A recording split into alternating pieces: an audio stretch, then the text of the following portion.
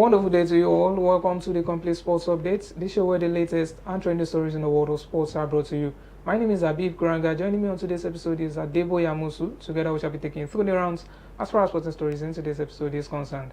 Welcome to the show, boy, and how are you doing today? Thank you, I'm good.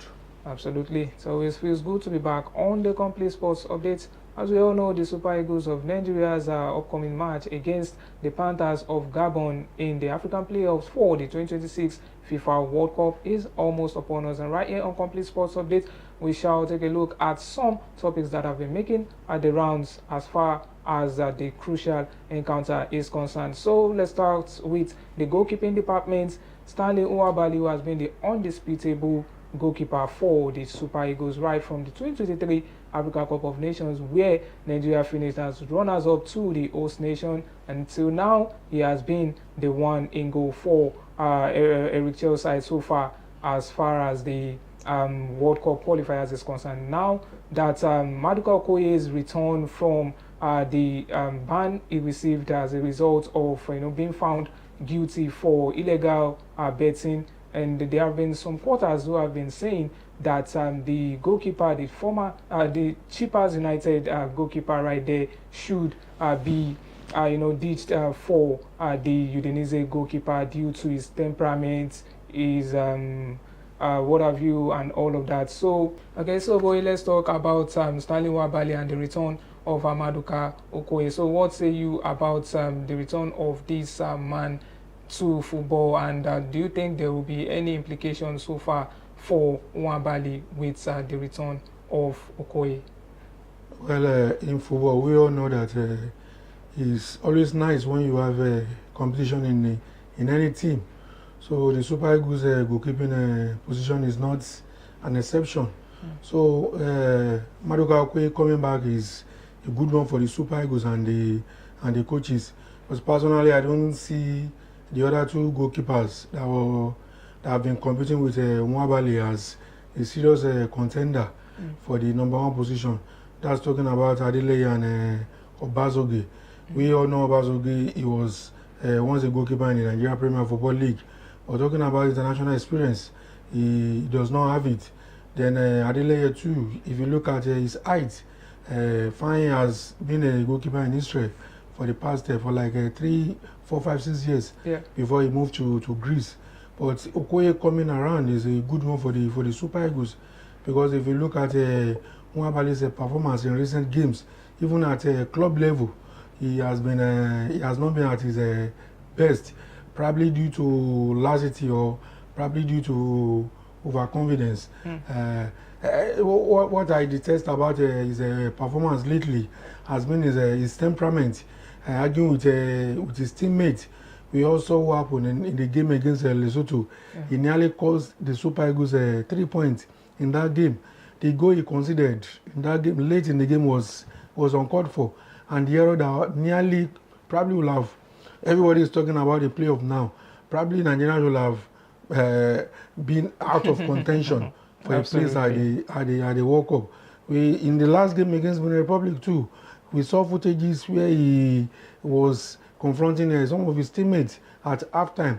I think that's not good enough. Fine, the head coach has supported him, has come out to support him, but it will be fine now that Okoye is back in the team, and we have all seen his performance at his club.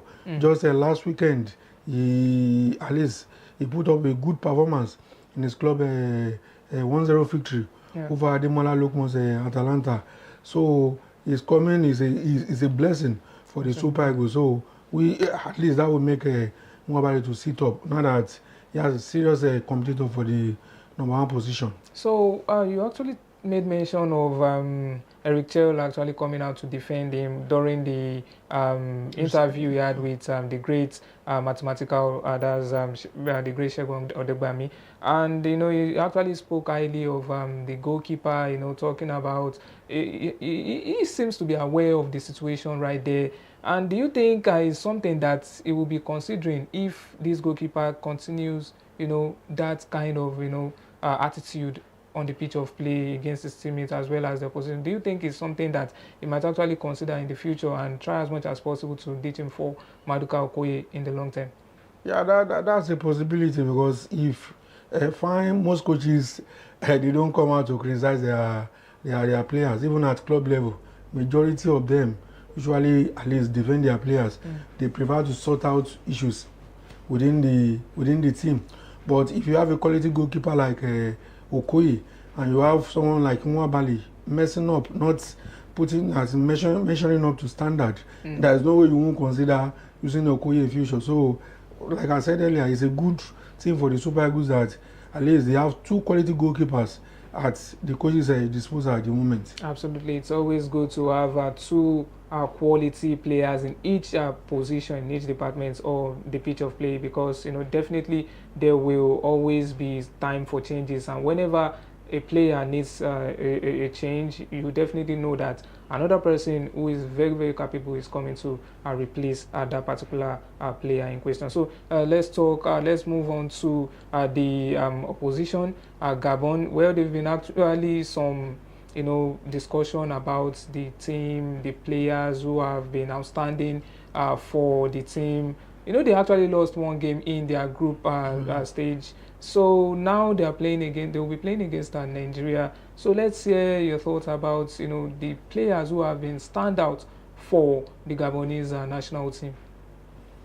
Well, the Super Eagles have their work cut out against. They will have their work cut out against the Panthers because they are actually a quality side.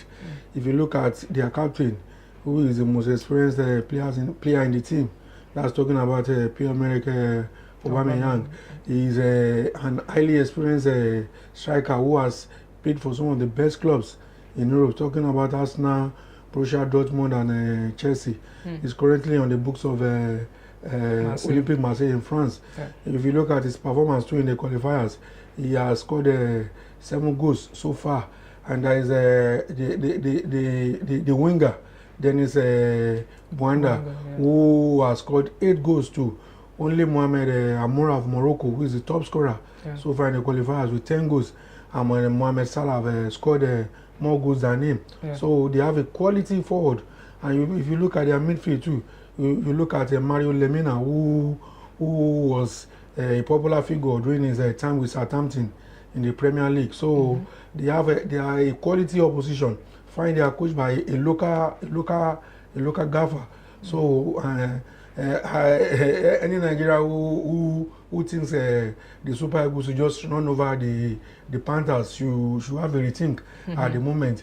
We just hope that the Super Eagles will come to the table with their A game and not underrate the Gabonese. At least if they can exhibit the kind of performance we saw the last time against the Benin Republic, I think that will help them to at least make it to the final of the playoff. Absolutely, there is no room for Nigeria to actually underestimate their opposition at this particular period of time, because it is winners take all right there, and the moment you actually dropped form and the opposition actually capitalize on, definitely it's go hard or go home right there. So let's actually move away from the Nigerian national team. Let's talk about the clubs in the Nigerian Professional Football League.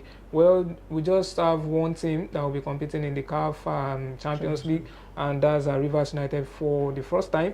And now they've actually been pitched alongside Pyramids FC, the defending champions. Actually, RS Berkane of Morocco actually won the CAF Confederations Cup last season, as well as the Zambian Giants, that's the Power Dynamos. So what say you about this group? Do you think is actually a group of death for Rivers United, and do you see them scaling through this group? Well, for me, saying calling the group a group of death is probably an understatement, because it is a really difficult one for Rivers United. This is the first time they are going to be competing in the group stage of the CAF Champions League. It's also the first time, probably the last time a Nigerian club made it to the group stage of the Champions League was in the 2018-2019 season. So if you look at Pyramids, they are probably a little known force. Let me just say a force just coming out from the Egyptian scene, because in the past we all know the major force in the Egyptian Premier League, that's talking about Alali of this world. You talk about Samalek. Samalek, you talk about Ismaili. But they won the league last year and also won the CAF Champions League too. So they are now a major force in African football. Fine, you can't really compare them in terms of history. When you look at the likes of Mamelodi Sundowns, Alali and the rest, but they are a solid team. So if you talk about RS Bakene too, they won the CAF Confederations Cup last year. They've won the title. Talking about the Confederations Cup like 3 times the past few seasons. So for me, they are the favourites to, as in the two of them, to make it out of the group. Probably Rivers United can come third and make some money from the competition. It's a good one that they have made some dollars too. At least getting to this stage of the competition, but I don't think they are going to make it out of that group. I'm going for Bakene and Pyramid FC for the top 2 spots in the group. Actually, I don't know why you don't want to be, kind of be patriotic. Just, side with them. But, I can understand, as an analyst and all of that. But still, that is it right there. And we wish Rivers United the very best as well as their quest in, making Nigeria proud right there in the CAF Champions League. So, Boy, thank you very much for the wonderful and insightful analysis as always on Complete Sports Updates. Viewers, this is where we're wrapping things up as far as proceedings in today's episode is concerned. Do take care of yourselves and enjoy the rest of your day. Bye for now.